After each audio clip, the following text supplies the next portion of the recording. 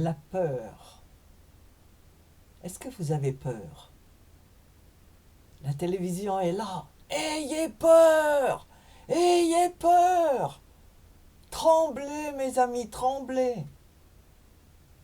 L'école, le travail, partout, on vous dit ayez peur. Alors, moi, quand on me dit ça, ça me provoque la réaction inverse. Je ne peux pas avoir peur si tout le monde me dit ça.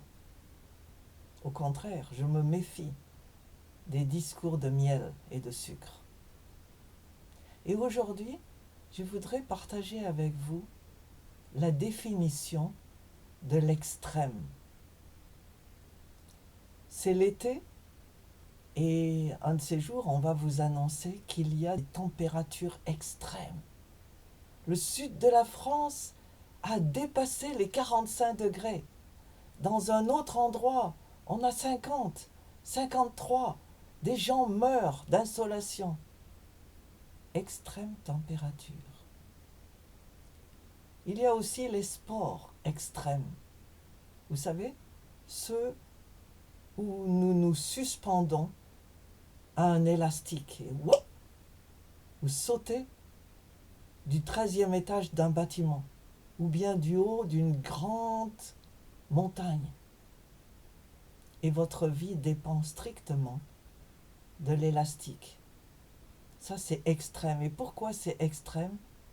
C'est le même type d'idée qu'on avait quand on parlait autrefois dans l'Église catholique d'extrême onction. Le sacrement des malades, comme on appelle, pour dire ça plus agréablement. L'extrême onction, c'était la dernière onction, la dernière prière qu'on faisait quand quelqu'un est en danger de mort immédiat. Généralement, quand les gens étaient sur leur lit de mort, ils appelaient le prêtre pour l'extrême onction. Et tout ça vous dit quoi?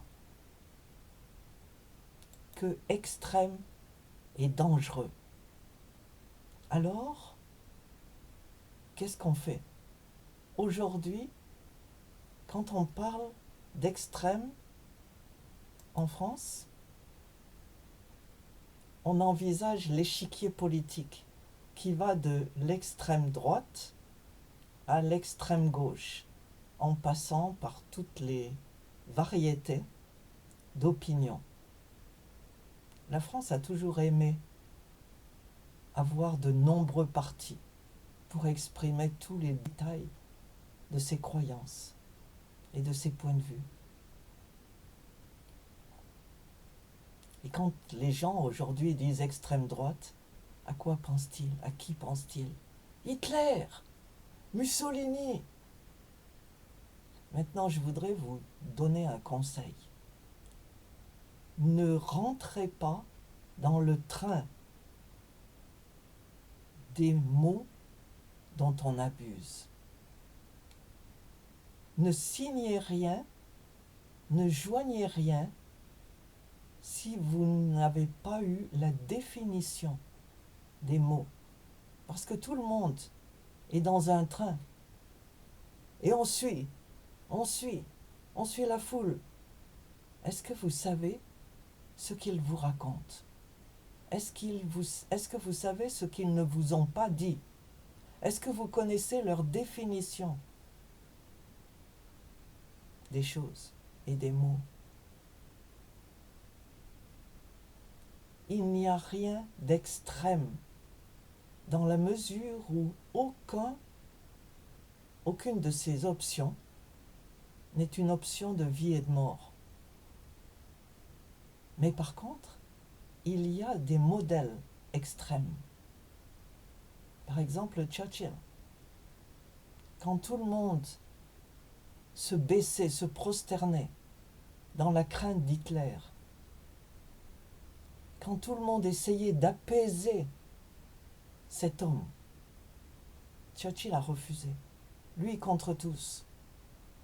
Et finalement, les résistants français ont rejoint Churchill.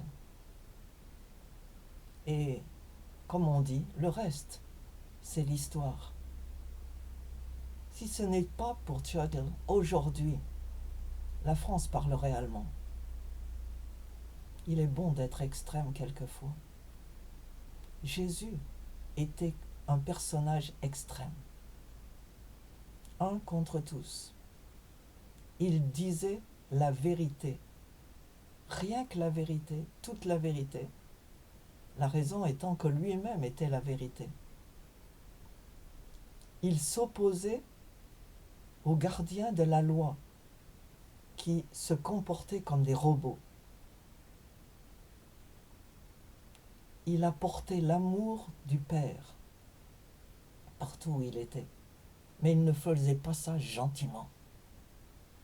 Le jour où il est arrivé dans la cour du temple et qu'il a renversé toutes les tables des changeurs en leur disant « Vous avez transformé la maison de mon père, la maison de prière, en un marché. » Et il a tout jeté par terre.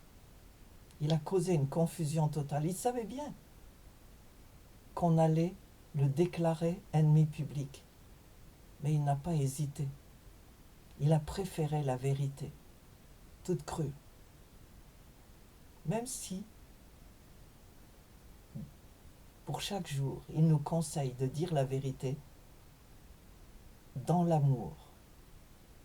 Ça ne change pas le fait que la vérité est souvent difficile à dire et qu'elle demande du courage, le courage de la vérité.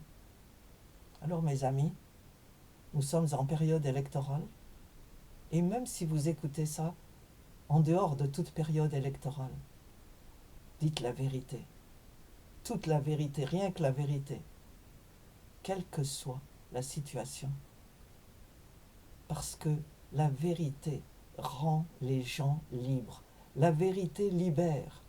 La vérité évite des morts inutiles. Elle avertit.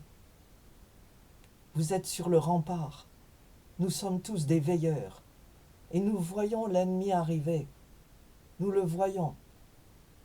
Et si vous le voyez et que vous dites à ceux qui sont derrière dans la ville, « Attention !» et qu'ils n'écoutent pas, leur sang sera leur responsabilité. Mais si vous voyez l'ennemi arriver et que vous ne dites pas la vérité pour ne pas offenser, pour ne pas traumatiser, pour après tout ça ne me regarde pas, c'est pas mon business. Moi je peux m'échapper et tant pis pour les autres. Chacun pour soi et Dieu pour tous. Toutes ces histoires qu'on raconte, tous ces proverbes que l'on cite. Le sang de ceux que vous n'avez pas avertis sera sur vos mains. Et ça, c'est la vérité.